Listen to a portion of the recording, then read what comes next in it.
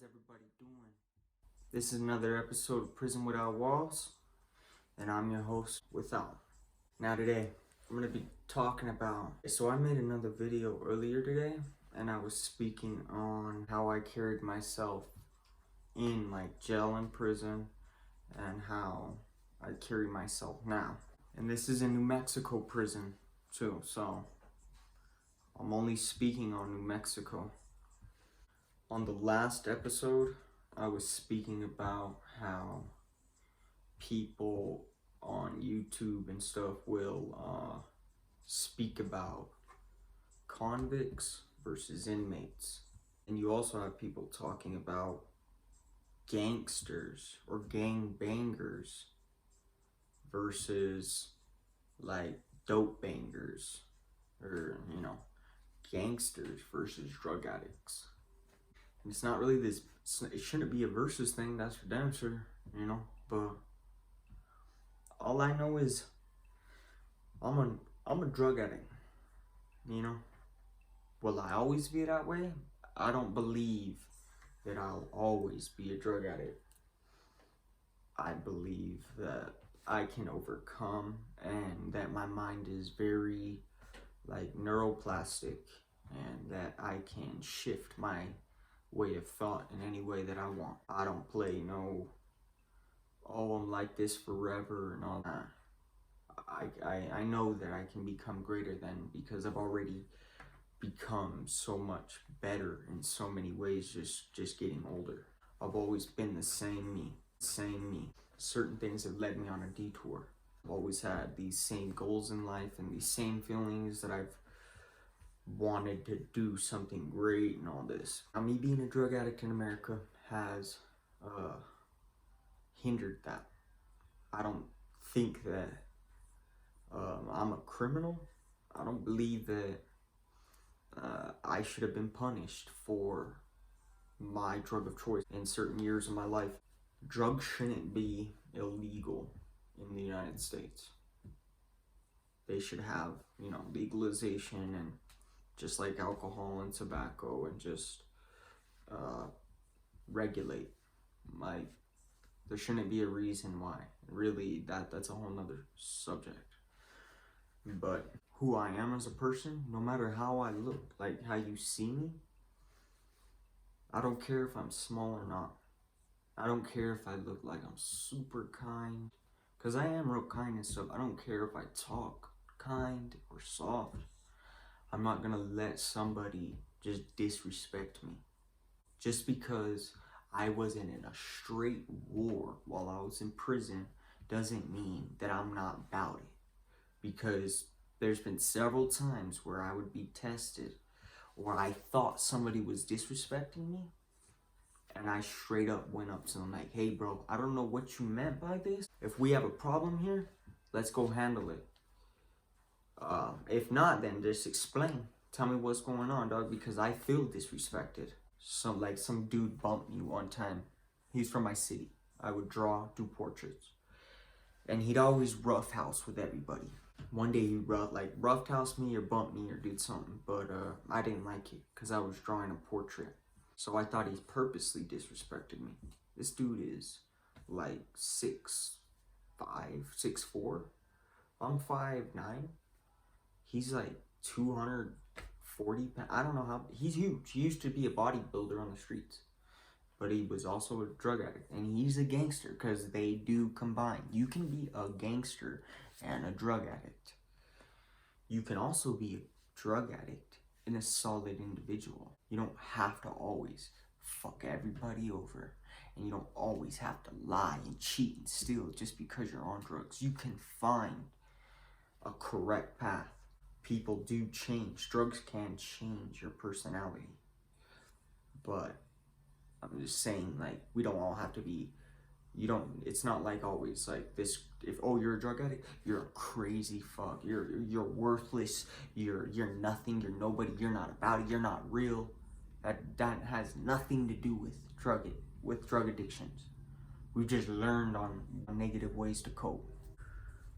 Doesn't mean that I ain't gonna stand up for myself. I don't care how small I am. I would never let somebody disrespect me or make me feel less than they were or less than a man.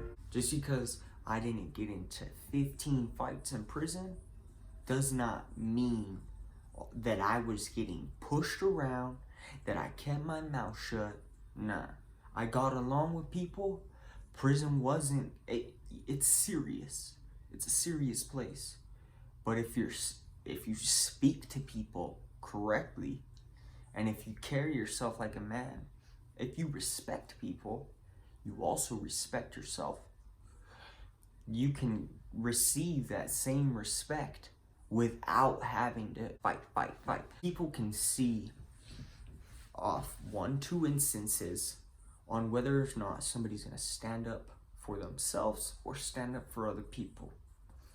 When I got to prison, they tested me and stuff too. Like they had us go handle business, roll this fool out the pod, manhandle, go pick him up. You're bouncing, beat his ass, do whatever you gotta do.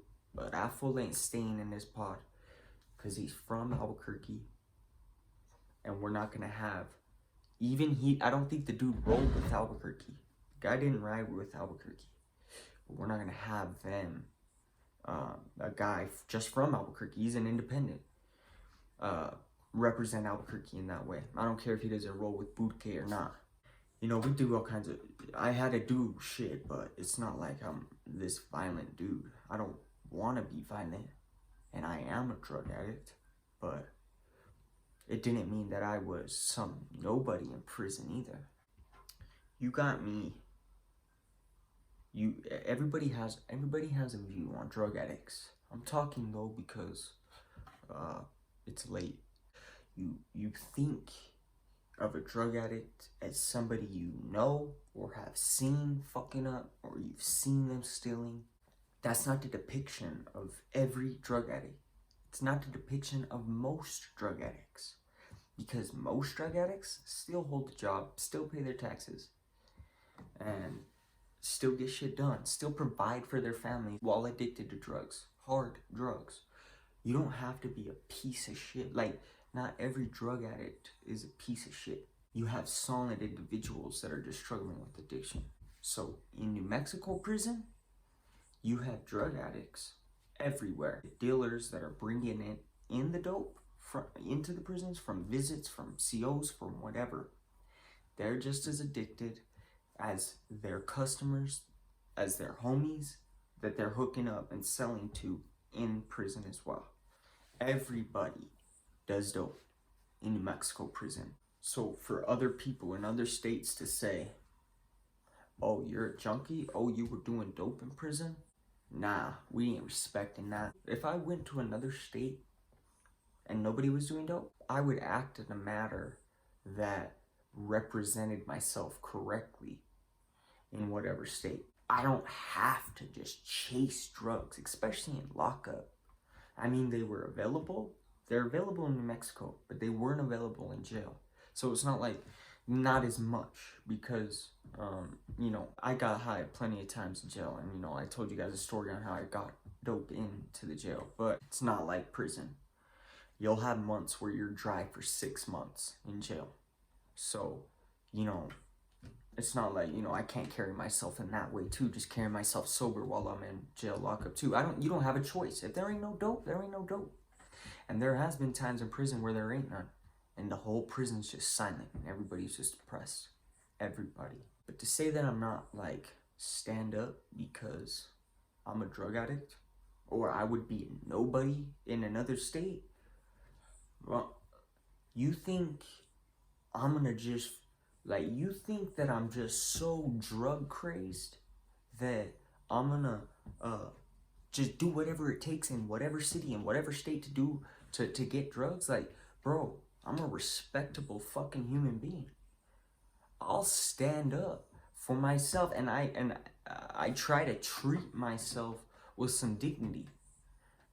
Like, I'm not like just some fucking fiend that's running the damn streets rampant and I just got one mind track.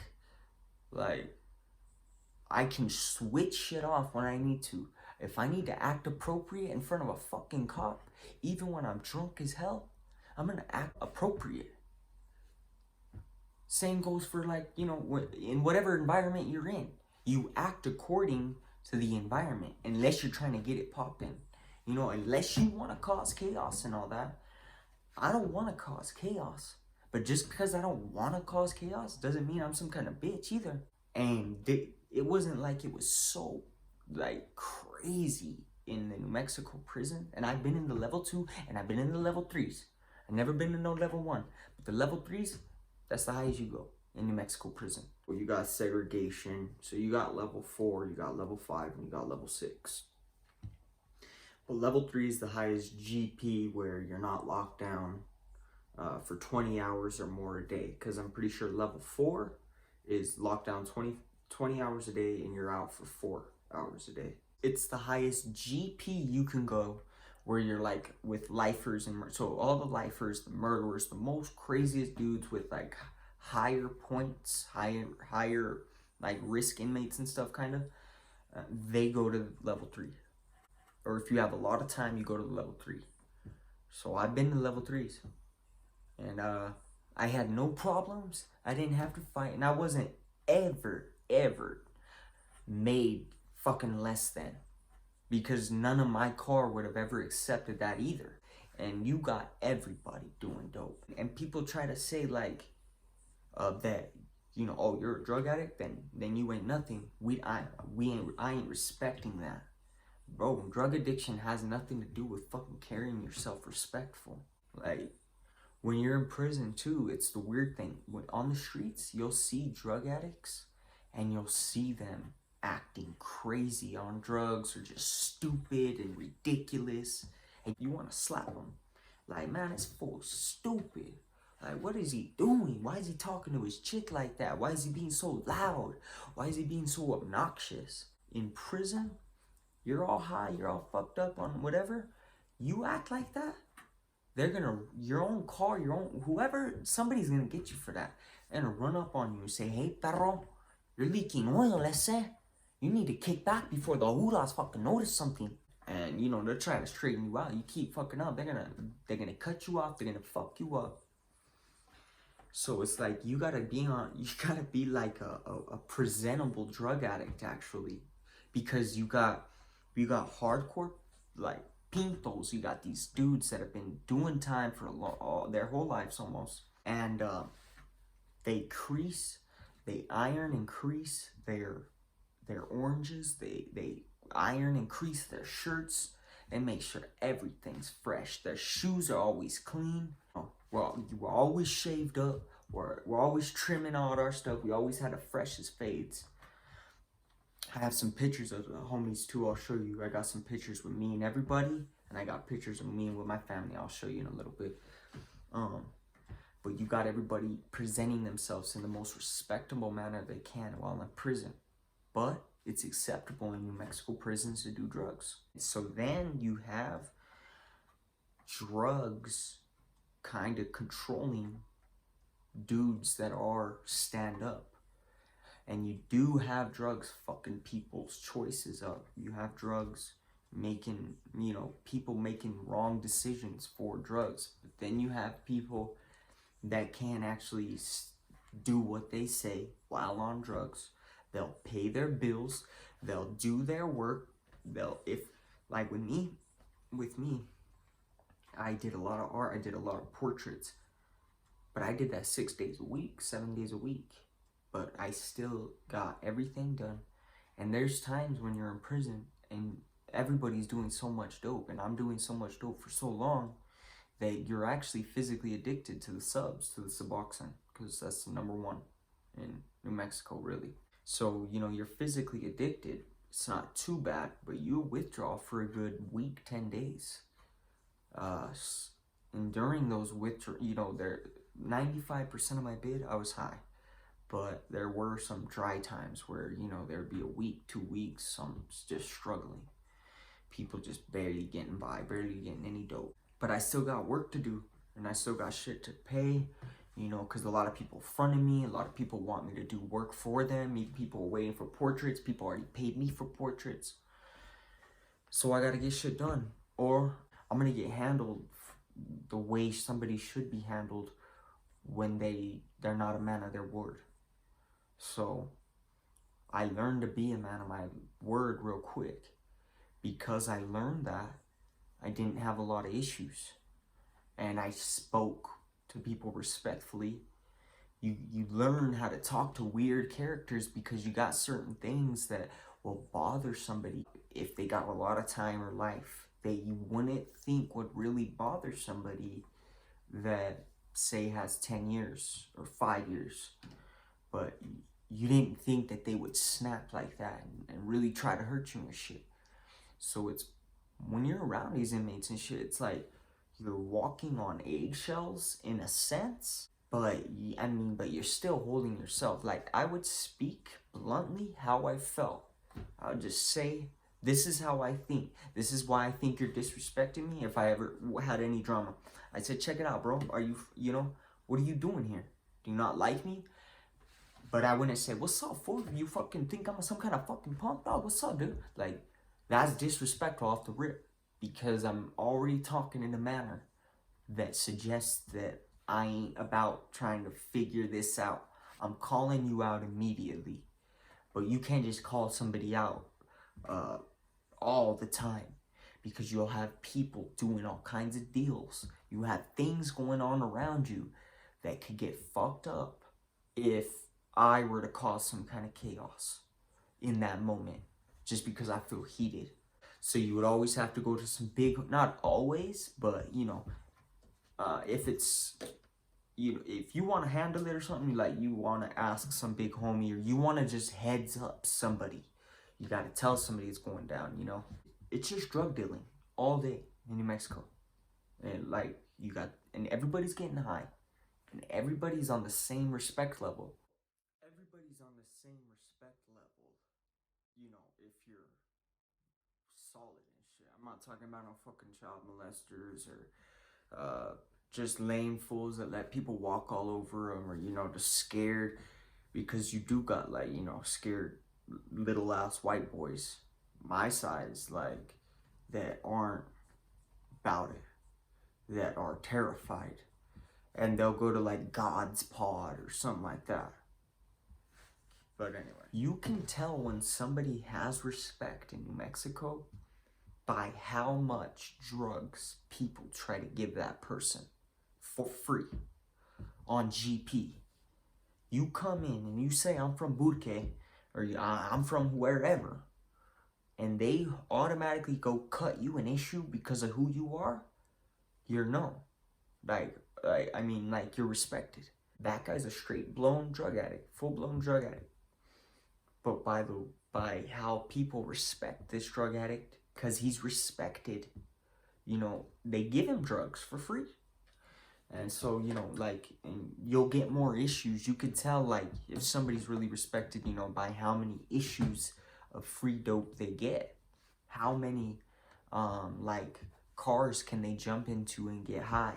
Like, that's what they would call it. Like, so, when you and your homies jump in and hotbox a car, that's kind of what I'm saying. Like, so you and how many cars can you jump in with a few homies that those homies will all get you high per day, per week? And you're gonna pay for yours and shit. And if those are your royal homies, you want to look out for them too. But I'm just saying, like, you can tell respect in New Mexico because of that shit. But to say that I'm just some rampant fiend, nah. I learned before I went to prison and jail, eventually. Now, I'm not saying I was always like this, but in like 2012, I went to jail and I did 18 months, my first 18 months. I had did a little more time for this. But in 2012, I just decided I'm not going to burn my family, I'm not going to burn my friends anymore for drugs. I'm tired giving my friendships and my homies to the dope dealer. And that was a choice I made as a man at that age. I was like 23, 22. So that's what I decided to do. And I stopped burning people. The addiction used to control me a lot more than that. I used to do a lot of more fuckboy shit. And I used to do a lot of piece of shit things. I just evolved to just stop being a piece of shit and just be me, be Ryan, and not let the drugs control me as much. Do I still struggle? Fuck yeah. Come on, bro. I'm gonna show you these pictures. You guys ain't gonna trip. But all I can do is just keep trying. You know? All I can do is just keep trying and keep going. Like I said, I was gonna show you guys a few pictures. So let's get it. Let me come around. First pic. I kind of bent it. Oops. You guys see me? All fat. Look at that. Then you got Jeff. You got Yvel. Aaron. Rob Dog. Creeper. Tone. Martine. Freddie. Steve-O. Keys. Luis. Jesse. All the homies from Albuquerque. Then you got me, how I used to look when I was in there. All chubby. Well, this is 5 years ago, too. So I would be chubbier in the face. With my mom and my older sister, whom I have beef with a little bit. My mom's learning how to, like, trying to learn how to understand me and shit. Like I said, I'd show you those pictures and all that, and yeah. I put out this video just because, you know, I seen another video this evening, you know. I'm not gonna mention who, some of you might know, but I was talking about the same stuff on my video earlier, but then I felt like I need to make a new video because I'm not portraying, YouTube is not portraying a stand-up man or a stand-up woman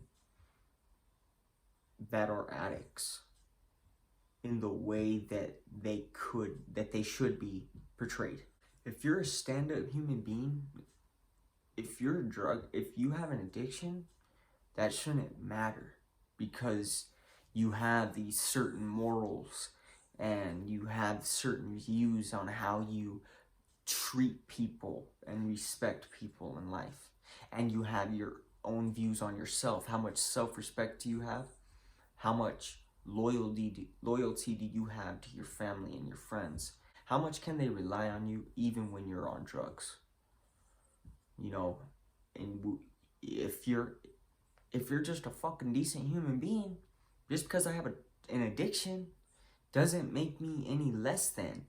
And just because I have an addiction doesn't make me not a real one or about it, or something that someone that ain't gonna stand up. Just because I ain't gotten a shit ton of fights either doesn't make me some kind of bitch or make me some peon or somebody that just never said anything and just got disrespected and always felt angry at the way somebody smacked their lips at the table, or how somebody didn't brush their teeth before breakfast. Nah, because I still had a shit ton of homies too. It wasn't like I was rolling solo. I mean, I might be some skinny white boy, but I wasn't rolling solo. Let me say one more thing. When I got out of prison, I started battling with drugs right away. Now, me and my family, we got a lot of issues. They don't understand me. I'm an artist that, you know, a lot of artists are real weird. A lot of artists can become addicts because of their views on the world, and how, you know, it's not easy for their families or whatever to accept them. I don't fucking know. My family didn't accept me because I'm not religious. That's what it comes down to. My family shunned me because I didn't want to be religious all the time. I mean, my whole life. That only fueled the drug addiction when they started cutting me off, threatening to cut me off every time I didn't go to church, or shame me for not going to church on Wednesday night and Bible study on Friday. Never mind. My views and stuff have always kept me, it's always been harder for me to find a group of like-minded individuals that aren't so fucking programmed. Everybody in my life is so programmed and they have no fucking idea. And then they get mad at me for my views, and it's like, bro, what? Dude, I'm trying to help you. I'm a skeptic. My last YouTube name was Skeptical Drug Addict. And I put out that drug addict because I'm not fucking ashamed of that shit. I'm still about mine. I'm still a stand-up person. And I'm damn sure I'm not going to let anybody push me around. You know? Because of these views and stuff, though, I've gone to AA. Not AA, but like NA, little bit of AA, all that bullshit. But their views don't sit right with me. They believe once an addict, always an addict. They believe that you're clean for 20 years. They believe if you're clean 20 years, so you got clean when you were 30 years old. Now you're 50. Don't you think you got smarter in those 20 years of being clean? You're a fucking taxpayer. Probably have a family. Probably got a lot of stuff. Probably doing good for yourself if you've been clean that long. Don't you think your brain has evolved just a little? For them to tell me that if I broke my arm or my leg at 50 and I have to refuse Percocet, refuse morphine at the hospital because I would go back right to the savage drug addict that I was when I was 20. So it's like, that's fucking insane. How can you really believe that we don't grow, we don't mature as humans? You do have people that like to refuse to revolve. Those type of people are who hold other people back. And for a group that talks about evolving a lot and changing and recovering a lot, they sure do like to stay in that same way of thought. Because they really push that. They just say, nah, I think you're looking for a justification to use. Like, you're just looking for a way to get high. Like, it's okay, it's just one pill. Like, no, you fuck. I'm trying to prove to you that we can grow. I'm not trying to justify an action I'm trying to commit a week from now. I'm talking about from 20 years from now when your brain actually does evolve.